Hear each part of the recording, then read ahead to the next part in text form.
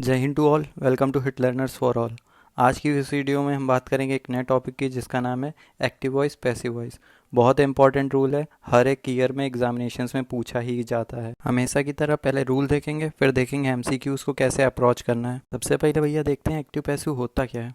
अगर सब्जेक्ट को इंपॉर्टेंस देते हुए बात बोली जाए तो एक्टिव वॉइस, और अगर ऑब्जेक्ट को इंपॉर्टेंस देते हुए बात बोली जाए तो पैसिव वॉइस होता है। जैसे राम पत्र लिखता है, एक्टिव वॉइस। पत्र लिखा जाता है राम के द्वारा, पैसिव वॉइस हो गया। पहले वाले में सब्जेक्ट को इम्पोर्टेंस दे रहे हैं, राम बोल रहे हैं, राम से शुरू कर रहे हैं। दूसरे वाले में ऑब्जेक्ट को इम्पोर्टेंस दे रहे हैं, पत्र से स्टार्ट कर रहे हैं। यही एक्टिव पैसिव का डिफरेंस होता है। तो इस टाइप ये डिफरेंस होता है एक्टिव वॉइस और पैसिव वॉइस में। अब एक्टिव वॉइस का सिंपल सेंटेंस होता है तो सिंपल रूल होगा subject, helping verb, main verb, object. लेकिन अगर इसको पैसिव वॉइस में कन्वर्ट करना है तो ऑब्जेक्ट और सब्जेक्ट को क्रॉस कर दो। मतलब पहले ऑब्जेक्ट लिख दो, फिर हेल्पिंग वर्ब में थोड़ा सा चेंजमेंट करके लिख दो, फिर मेन वर्ब की थर्ड फॉर्म लिख दो। ये बात बहुत इंपॉर्टेंट है कि पैसिव वॉइस बनाते वक्त हमेशा मेन वर्ब की थर्ड फॉर्म का ही यूज़ किया जाता है। फिर बाय लगा दो और सब्जेक्ट लिख दो। लेकिन याद रखना, जब ऑब्जेक्ट को सब्जेक्ट की जगह पे लिख रहे होगे तो सब्जेक्टिव केस लिखना, और जब सब्जेक्ट का ऑब्जेक्ट की जगह पे लिख रहे होगे तो ऑब्जेक्टिव केस लिखना। सब्जेक्टिव ऑब्जेक्टिव केस क्या होता है, या हेल्पिंग और जो चेंज हुई वो चेंजमेंट क्या होता है, ये सब देख लेते हैं। तो अगर कभी भी सब्जेक्ट की जगह पर लिखना हो तो आई लिखा जाएगा, और ऑब्जेक्ट की जगह पर लिखना हो तो मी लिखा जाएगा। ऐसे ही वी सब्जेक्टिव केस होता है, अस ऑब्जेक्टिव केस होता है, और ये पूरी टेबल है। हाँ, यू का सब्जेक्टिव ऑब्जेक्टिव केस दोनों यू होता है। ही का ऑब्जेक्टिव केस हिम होता है, सी का ऑब्जेक्टिव केस हर होता है, दे का ऑब्जेक्टिव केस देम होता है। अब भैया जिसको हेल्पिंग वर्ब के बारे में नहीं पता है, दुनिया जहान का हेल्पिंग वर्ब का चार्ट है। एक यही चार्ट होता है हेल्पिंग वर्ब का, सारी हेल्पिंग वर्ब इसमें दी गई हैं। अब हेल्पिंग वर्ब का पैसिव वॉइस बनाते समय चेंजमेंट कैसे होता है वो देखते हैं। सारे प्रेजेंट के सेंटेंस कॉन्टीन्यूअस में चेंज हो जाते हैं। कॉन्टीन्यूअस, प्रेजेंट कॉन्टीन्यूअस और पास्ट कॉन्टीन्यूअस दोनों उसी में रहते हैं, साथ में B E I N G being लग जाता है। अच्छा, फ्यूचर कॉन्टीन्यूअस का पैसिव वॉइस नहीं बनता है। और सारे परफेक्ट टेंस चाहे प्रेजेंट पास्ट फ्यूचर हो, वो परफेक्ट कॉन्टीन्यूअस में चेंज होते हैं। मतलब प्रेजेंट परफेक्ट कॉन्टीन्यूअस में, पास्ट परफेक्ट कॉन्टीन्यूअस में, और फ्यूचर परफेक्ट कॉन्टीन्यूअस में चेंज होता है। और परफेक्ट कॉन्टीन्यूअस कोई भी हो, चाहे प्रेजेंट हो, चाहे पास्ट परफेक्ट कॉन्टीन्यूअस हो, चाहे फ्यूचर परफेक्ट कॉन्टीन्यूअस हो, उसका एक्टिव पैसिव वॉइस नहीं बनता है। बचे हुए भी हेल्पिंग वर्ब के चेंजमेंट देख लेते हैं। मतलब इसी जो अभी टेबल देखी, इसी को और थोड़ा एक अच्छे से समझ लेते हैं कि अगर वर्ब की फर्स्ट फॉर्म दी हो और वर्ब की फर्स्ट फॉर्म में एस या एस दिया हो या डू डस दिया हो तो इज एम आर लगाएंगे और वर्ब की थर्ड फॉर्म का यूज़ करेंगे।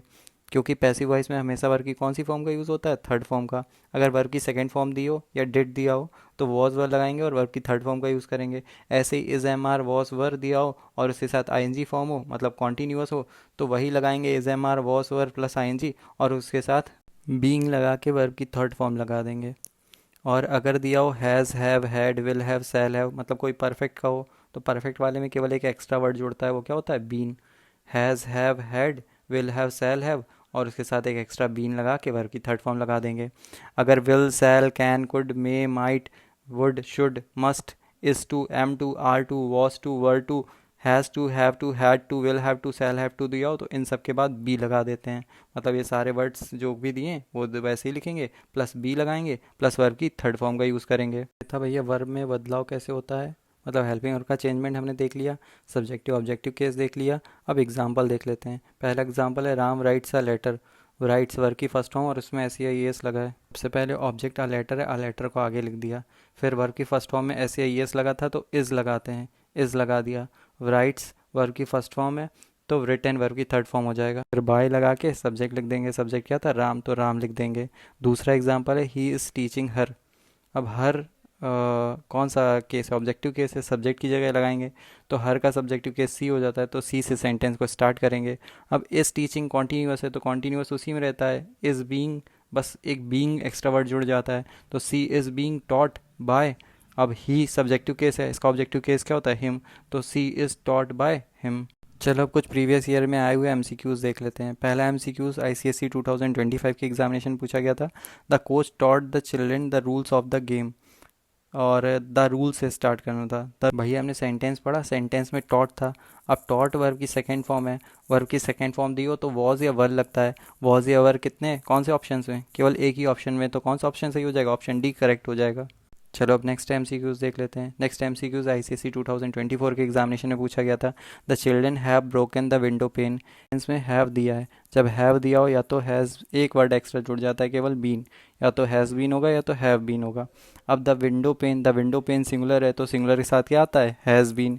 हैज़ बीन किस में दिया गया है, केवल एक ही ऑप्शन है बी ऑप्शन, तो कौन सा ऑप्शन करेक्ट हो जाएगा, ऑप्शन बी। अच्छा सी में नॉट दे दिया, नॉट फॉर जिम क्यों लगा रहे हो, नेगेटिव थोड़ी हो जाएगा। चलो अब नेक्स्ट एमसीक्यू देखते हैं। नेक्स्ट एमसीक्यू आईसीएसई 2023 के एग्जामिनेशन में पूछा गया था। Some boys were helping the wounded man.